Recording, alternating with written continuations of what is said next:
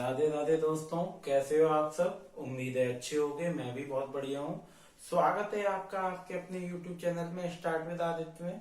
दोस्तों, आज हमारी जीएस की चौथी क्लास होने वाली है और ये क्लास के बारे में बता दूं दोस्तों, ये वेरी वेरी इंपॉर्टेंट क्लास है। मैं अभी ये चीज आपको बता देता हूँ। ये बहुत ही महत्वपूर्ण टॉपिक है जो आज हम कवर करने वाले हैं।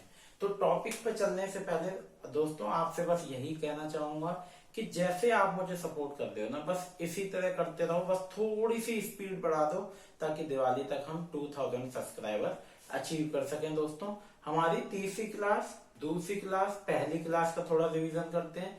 पहली क्लास में जीएसटी में हमने अभी पॉलिटी शुरू किया है और पॉलिटी में सबसे पहले जो हमने टॉपिक उठाया है वो उठाया भारतीय संविधान का विकास। तो हमने पहली में 1773 एक्ट पूरा पढ़ा और हमने दूसरी में 1833 पढ़ा, तीसरी में 1853 पढ़ा। अब ये जो बहुत वेरी इंपॉर्टेंट हमारा टॉपिक आने वाला है वो हम आज कवर करेंगे।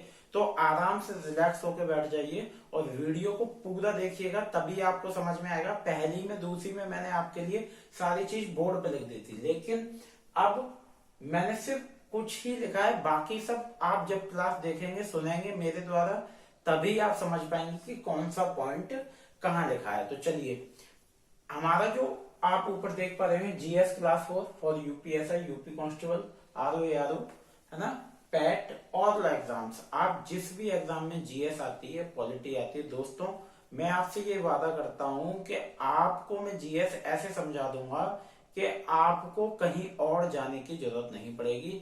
चाहे आप पैट का एग्जाम ले लो, चाहे आप किसी भी चपरासी, माफ करिएगा, ग्रुप डी का एग्जाम ले लो या ग्रुप ए की जॉब का एग्जाम ले लो, आपका पीसीएस आईएएस तक के नोट्स मैं आपको दे दूंगा और बहुत ही कम समय में।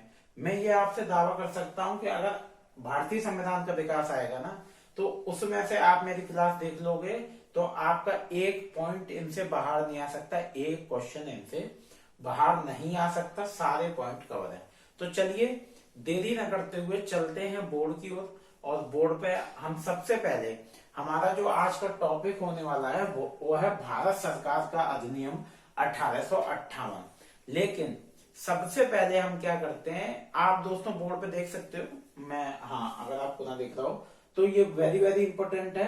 लेकिन भारत सरकार अधिनियम 1858 पढ़ने से पहले हम क्या पढ़ेंगे, रानी विक्टोरिया का घोषणा पत्र जो कि 1858 में आया था।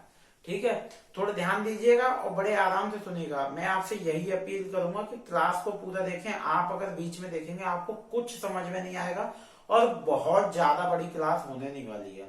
जितना समय आपको आप देंगे ना, उसका 4 गुना आपको ये क्लास देगी, मैं आपसे वादा करता हूं। तो चलिए, क्या रानी विक्टोरिया ने क्या घोषणा पत्र की थी 1858 में, उसको पढ़ते हैं। तो 1 नवंबर 1858, मैं आपको ऐसे ही बता देता हूं फिर आप बोर्ड पे देख। 1 नवंबर 1858 को क्या हुआ था, एक इलाहाबाद में सभा का आयोजन किया गया था, एक मीटिंग बोल सकते हैं। तो उसमें क्या हुआ था, रानी विक्टोरिया के जो प्रतिनिधि थे, प्रतिनिधि कौन थे रानी विक्टोरिया के, कैनिंग। कौन थे, कैनिंग। तो कैनिंग ने रानी विक्टोरिया की घोषणा पत्र को जारी किया था जो कि रानी विक्टोरिया ने भिजवाया था। ओके, कैनिंग ने जारी किया था रानी घोषणा पत्र को। समझ आ रहा है दोस्तों? कमेंट लाइक शेयर करते रहा करिए वीडियो को, आपसे कुछ ज्यादा नहीं मांग रहे हैं, बस यही कि वीडियो को कमेंट लाइक शेयर और चैनल को सब्सक्राइब करते रहिए। तो क्या हुआ, रानी विक्टोरिया का घोषणा पत्र 1858 आया। ठीक है, तो जब 1858 आया तो 1 नवंबर 1858 को इलाहाबाद में मीटिंग हुई, जो किसने की, उनके जो प्रतिनिधि थे कैनिंग ने उनकी घोषणा पत्र को जारी किया। चलिए अगला पॉइंट क्या है, वही हमने पहला पॉइंट हमारा यही है। देखिए 1 नवंबर 1858 को घोषणा पत्र हुई और वो जारी किया। ठीक है, हमारा दूसरा पॉइंट क्या है, इस घोषणा पत्र ने भारतीय शासन में नए सिद्धांतों और घोषणाओं की क्या दी, जानकारी दी। ठीक है, इसकी आदर्शों की घोषणा की। इस घोषणा पत्र में क्या हुआ, जो कि नए भारतीय शासन के नए सिद्धांतों और घोषणाओं की और आदर्शों की घोषणा की। ठीक है, अब हम यहाँ पे बात करते हैं। आप नीचे देख पा रहे होंगे कुछ लिखा हुआ है नीचे, भारतीयों के साथ स्वतंत्र व्यवहार, है ना। तो अब इसमें क्या है, तो हम इसमें सबसे पहले पढ़ेंगे प्रमुख प्रमुख क्या, प्रमुख सिद्धांतों, आदर्शों, कुछ भी लिख सकते हैं, प्रमुख आदर्शों तथा भारतीय संविधान का आधार। माफ करिएगा दोस्तों, मैं साथ के साथ इसलिए लिख रहा हूं क्योंकि मेरे से काफी लोगों ने बोला, बस मैं इसलिए आपके लिए लिखता था ताकि समय बचे। भारतीय संविधान का आधार। अब मैंने ये बात यहाँ पे क्यों लिखी कि भारतीय संविधान का आधार, वहां कब आ गया, संविधान तो भाई 1950 में बना है ना, तो वहां संविधान कैसे आ गया, इस चीज को हम जानेंगे कि वहां संविधान कैसे आ गया। चलिए, तो सबसे पहले हम ये जानते हैं प्रमुख आदर्शों भारतीय संविधान का आधार। जो प्रमुख आदर्श थे वो क्या थे, भारतीयों के साथ स्वतंत्र व्यवहार, है ना। जितने भी भारतीय क्या होते थे तब, अंग्रेज जो भी शासन कर रहे थे वो हमारे साथ स्वतंत्र व्यवहार नहीं करते थे, कैद में रखते थे, लेबर बना के रखते थे। तो भारतीयों के साथ स्वतंत्र व्यवहार, भारत के प्राचीन रीति रिवाजों परंपराओं का संरक्षण, है ना। क्या हुआ, भारत के प्राचीन रीति रिवाज परंपराओं का संरक्षण, ये उस टाइम के आदर्श और सिद्धांत थे जो रानी ने अपने घोषणा पत्र में जारी किए थे। तो आपने एक चीज नोटिस की होगी दोस्तों, मैं साथ के साथ बता दूं, भारतीयों के साथ स्वतंत्र व्यवहार, ये जो है ये हमारे आज के संविधान में है। ये कब से प्रेरित है, 1858 के रामनी के घोषणा पत्र में ये आया था। ये क्या है, अनुच्छेद 19, स्वतंत्रता का अधिकार। क्या है, स्वतंत्रता का अधिकार, अनुच्छेद 19, है ना। तो अगर आपसे कोई पूछे कि अनुच्छेद 19 स्वतंत्रता का अधिकार कहां से लिया, तो ये प्रेरणा जो इन्हें मिली थी वो 1858 से ही मिली है। तभी मैंने ये बोला है कि ये वेरी वेरी इंपॉर्टेंट है दोस्तों। चलिए, अब हम बात करते हैं भारत के प्राचीन रीति रिवाजों परंपराओं का अधिकार। तो ये हमारा अभी संविधान में है अनुच्छेद, आर्टिकल दोस्तों, अनुच्छेद को आर्टिकल बोलते हैं। अनुच्छेद 25, धार्मिक स्वतंत्रता का अधिकार। किसका अधिकार, धार्मिक स्वतंत्रता का अधिकार। समझ आ रहा है, आपके दो आर्टिकल आपको समझ आए। कहां से इनको प्रेरणा मिली थी, 1858 में क्वीन विक्टोरिया के घोषणा पत्र से। सभी भारतीयों के निष्पक्ष रूप से कानून का संरक्षण। तो क्या सबको कानून का क्या मिलेगा, संरक्षण मिलेगा, संरक्षण मिलेगा। पहले क्या होता, कानून भारतीयों पे क्या करता था, अत्याचार करता था। भारत के प्राचीन रीति इन पे क्या, जो हमारे मंदिर थे, मस्जिद थे, जो उस टाइम जो भी थे, उनका कोई भी संरक्षण नहीं था, उन्हें तोड़ा फोड़ा जाता था। वो लोग अपना धर्म मानते थे। भारतीयों के साथ स्वतंत्रता का व्यवहार, भारतीयों को कैद में रखा जाता था, गुलाम बनाया जाता था, कोई भी स्वतंत्रता नहीं मिलती थी। तो ये सब रानी विक्टोरिया ने उस टाइम फिर चालू किया। उन्होंने सभी भारतीयों के निष्पक्ष रूप से कानून का संरक्षण। तो इसका क्या होगा, अनुच्छेद 14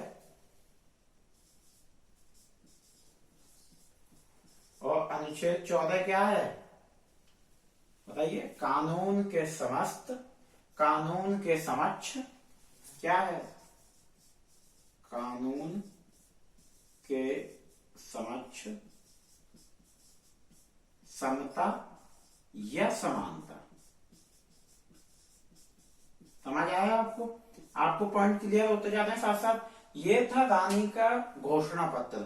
और उसने लास्ट में क्या घोषणा की, उसने लास्ट में ये घोषणा की कि साम्राज्य विस्तार त्यागने की नीति की घोषणा की। उसने साम्राज्य को बड़ा करने की नीति को त्याग दिया। उसने घोषणा की कि अब साम्राज्य को ज्यादा बड़े करने की नीति पे हम नहीं चलेंगे। हम किन की पॉइंट्स पे फोकस करेंगे, भारतीयों के साथ स्वतंत्र व्यवहार किया जाएगा, भारत के प्राचीन रीति रिवाजों परंपराओं का संरक्षण और भारतीयों को कानून का संरक्षण।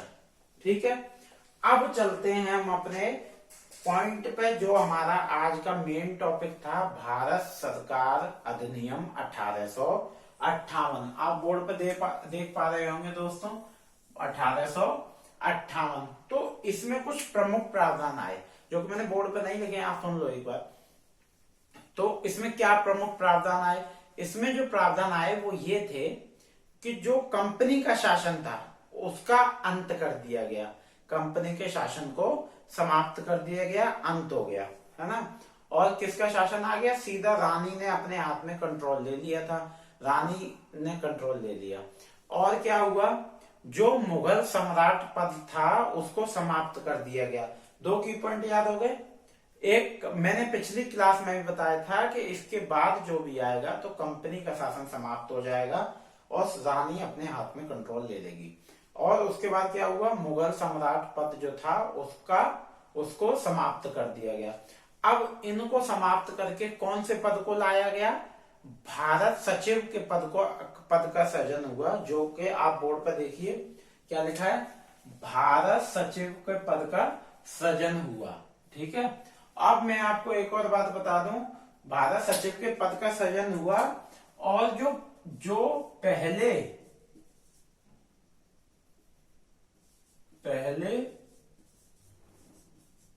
सचिव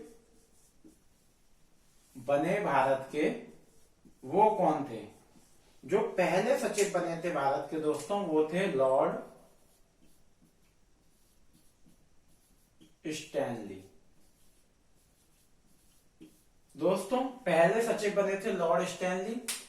तो दो चीजें, पहले दो चीजें समाप्त की गई, तब एक पद का सृजन किया गया और वो पद क्या था? भारत के सचिव का पद, भारत सचिव का पद, और इसका सृजन हुआ और पहले भारत के सचिव बने थे लॉर्ड स्टैनली। मैंने दोस्तों आपको हर जगह बताया कौन पहला बना कौन अंत, ये चीजें याद रखिएगा। और क्या हुआ? और ये हुआ जो लॉर्ड ऑफ कंट्रोल और कोर्ट ऑफ डायरेक्टर्स थे, है ना, उनके पद को समाप्त कर दिया गया। Lord of control, court of directors के पद को समाप्त कर दिया गया। उनकी जगह एक नए पद का सृजन किया गया, है ना। और वो पद क्या था? भारत सचिव। और इन्होंने इनको जब समाप्त किया तो इनके जो समस्त अधिकार थे, जितने भी अधिकार थे, वो भारत के सचिव को प्रदान कर दिए गए, है ना। Court of directors, court of control को समाप्त करके इनके जो समस्त अधिकार थे वो भारत के सचिव को प्रदान कर दिए गए। यहां तक क्लियर हो गया। अब आपसे अगर पूछा जाए पहला भारत का सचिव कौन था? लॉर्ड स्टैनली, है ना। अनुच्छेद 19 कहां से प्रेरणा लेता है? रानी के घोषणा पत्र से 1858 से। अनुच्छेद 25 कहां से प्रेरणा लेता है? रानी के घोषणा पत्र से 1858 से। अब हमारा एक यहाँ और की पॉइंट आता है, भारत परिषद की स्थापना। अब ये तो आपने पढ़ लिया कि भारत परिषद की स्थापना, लेकिन ये चीज जानिए कि भारत परिषद है क्या, किसको भारत परिषद बोला इन्होंने? तो जो पद का सृजन हुआ था, कौन से पद का हुआ था? भारत सचिव, है ना, भारत सचिव। तो इनको सहायता देने के लिए इन्होंने एक कमेटी बनाई, एक परिषद बनाया। किसको सहायता देने के लिए? भारत सचिव को सहायता के लिए परिषद बनाया।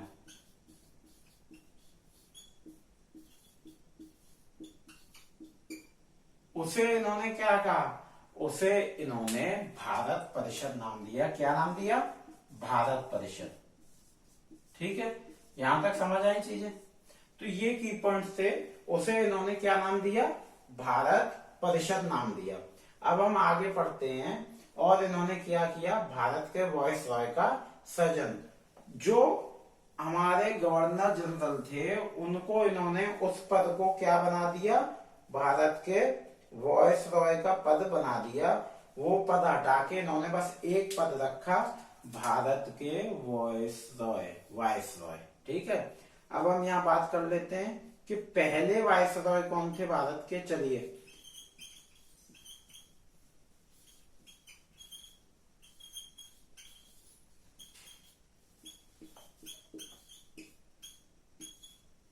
तो दोस्तों यहाँ पे पहले वायसरॉय जो थे वो थे कैनिंग। और अब आपको कैनिंग से कुछ ध्यान आया होगा दोस्तों। पहले वायसरॉय थे कैनिंग। कैनिंग से ये ध्यान आया होगा कि जो 1858 की मीटिंग हुई थी उनके तो वो रानी के प्रतिनिधि थे, वो कैनिंग ने ही कराई थी। तो यहाँ पे आपको समझ में आया। यहाँ पे बहुत सारी चीज लिखी नहीं है जो कि मैंने सिर्फ मुंह से बताई है। दोस्तों ये बहुत इंपॉर्टेंट टॉपिक है, इसको नहीं छोड़ना है, इसमें एग्जाम में से जरूर क्वेश्चन आते हैं।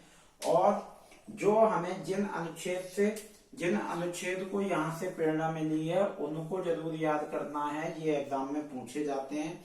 और आपको ऐसे ही क्वेश्चन बनते हैं। 1 नवंबर 1858 को क्या हुआ है ना, इलाहाबाद में जो दरबार आयोजित हुआ था वो किस तारीख को हुआ था, तो आपका 1 नवंबर 1858 सही उत्तर हो जाएगा, है ना। और कंपनी का शासन कब समाप्त हुआ, कंपनी के हाथ से बागडोर कब छिन गई, रानी ने अपने हाथ में कंट्रोल कब लिया, 1858 से। ऐसे प्रश्न आपके बनते हैं और ऐसे ही प्रश्न बनते रहेंगे। ये था आपका 1858 का भारत अधिनियम। अब हम इसके आगे हमारी जो अगली क्लास होगी उसमें हम आगे के टॉपिक, अभी भी भारतीय संविधान का विकास चल रहा है। दोस्तों आपसे बस यही गुजारिश है कि जल्दी जल्दी चैनल को सब्सक्राइब करें, साथ में वीडियो को लाइक शेयर करते रहा करिए, कमेंट करते रहा करिए। अगर आपको कुछ अच्छा नहीं लगता है, कुछ क्लास में कराना या अच्छा लगता है तो आप कमेंट करते रहिएगा। तो ऐसे ही, और क्लास को हमेशा पूरा देखें और आराम से बैठ के क्लास देखें, माइंड को थोड़ा फोकस कर लें। और ऐसे ही आपके लिए क्लास आती रहेंगी दोस्तों। कंटिन्यूस हिंदी की आपकी क्लास चल रही है, जीएस की आपकी क्लास चल रही है और करंट की आपकी वीडियो आ रही है। हाँ, मैं यूजीसी नेट जेआरएफ के लिए पीवाईक्यू की क्लास जल्दी से डालने लगूंगा। उम्मीद है कि अब आज ही से या कल से आपके लिए क्लास आने लगेगी, क्योंकि 1 महीना एग्जाम के लिए बचा है, तो कंटिन्यूस आपको क्लास मिलती रहेगी। ठीक है दोस्तों, मिलते हैं अगले वीडियो में। और वीडियो को लाइक शेयर करते रहिए, चैनल को सब्सक्राइब करिए और साथ में बेल आइकन दबा दीजिए। मिलते हैं अगले वीडियो में। राधे राधे, धन्यवाद।